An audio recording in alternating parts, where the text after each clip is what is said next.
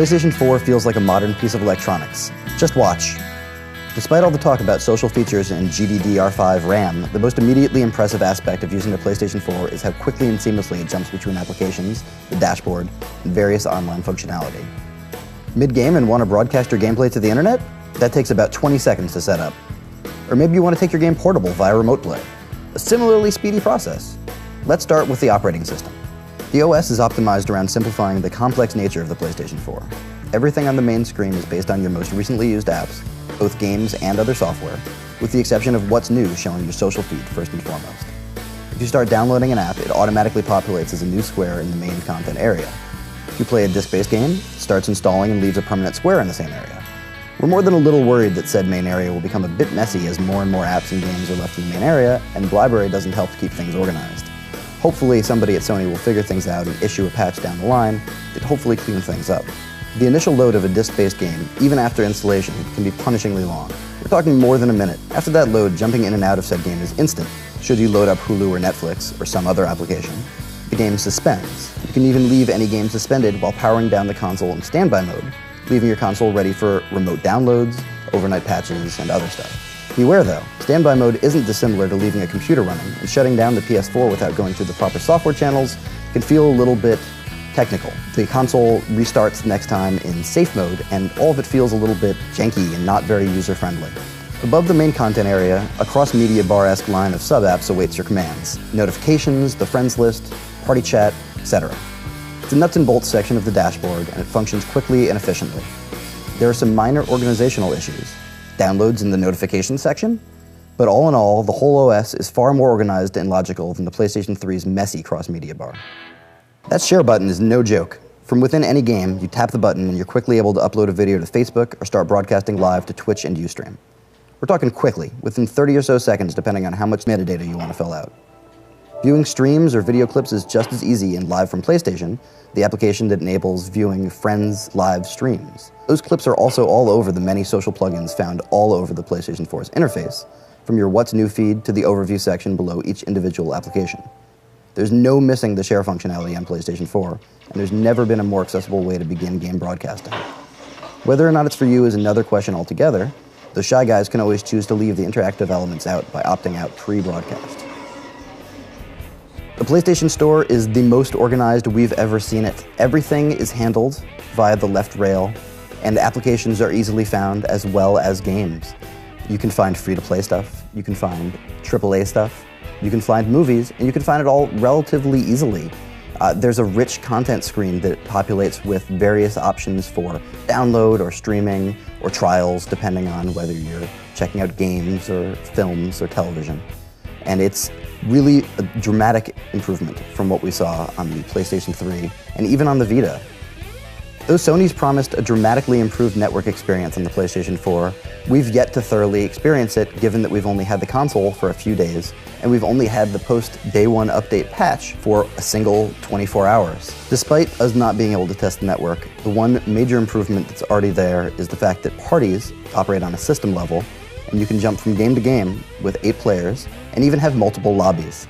This makes a huge difference and creates a much more social experience on the PlayStation 4 and something that is far more seamless than the experience on the PlayStation 3. You can even add friends from the Vita. Bet you smell like fish! No, you do! Look at that black parallelogram. What a crazy looking little box. It feels dense, it looks sharp, and it fits beautifully into our dark, shadowy hearts. It also fits well into our media centers, being both a nice size and conveniently angular. It's also delightfully quiet. It's only the occasional processing noise or disk spin-up. After spending an entire day grinding away on games and apps and downloads, the hottest the console got was relatively warm.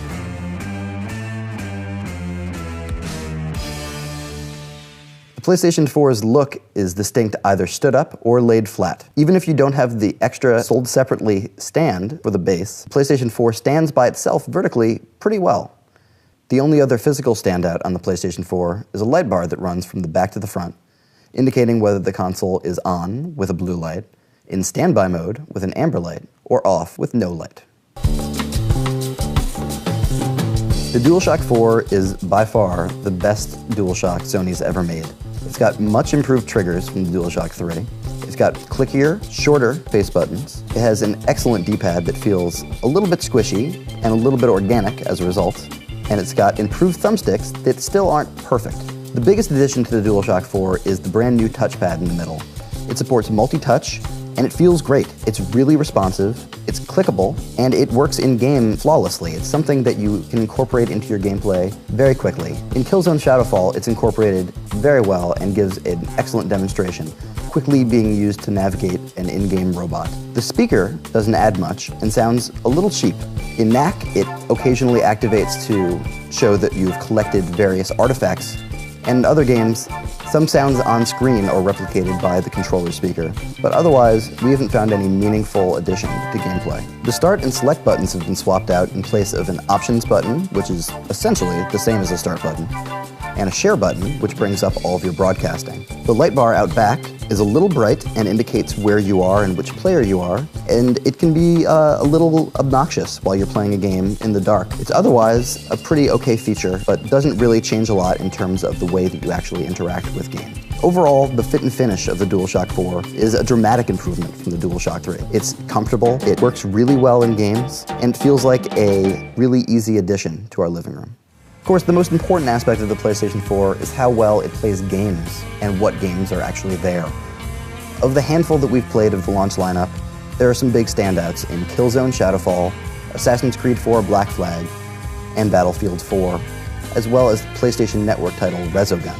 All the games on the PlayStation 4 that we've checked out look pretty great, with some faring better than others. Killzone Shadowfall is especially beautiful and really highlights the massive hardware improvement internally to the PlayStation 4 over its predecessor. PlayStation Plus on PlayStation 4 is the same service you know and love. Free monthly games available, and Resogun and Contrast are the first two available on the PlayStation 4 at launch this week. If you've already got PlayStation Plus on Vita or PS3, you got it on your PS4, and enables some extra stuff for next gen. Online multiplayer and Game Patch downloads, two pretty major functions. If anything, PlayStation Plus on PS4 more closely resembles Xbox Live's paid gold subscription than ever before.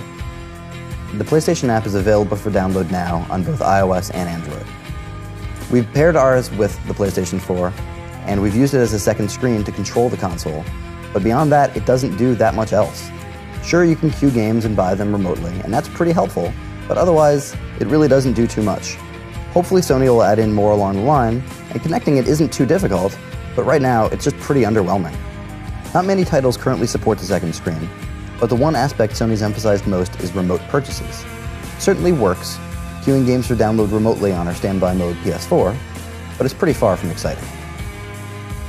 The PlayStation 4 after its day one update is worth your full $100. It's got great looking games, a fantastic gamepad, and most importantly, it feels like a modern piece of electronics. The next gen is here, and it's thankfully as fast as our tablets. Just like the PlayStation 3, expect the PlayStation 4 to evolve as both games and players' expectations change across the next 10 years.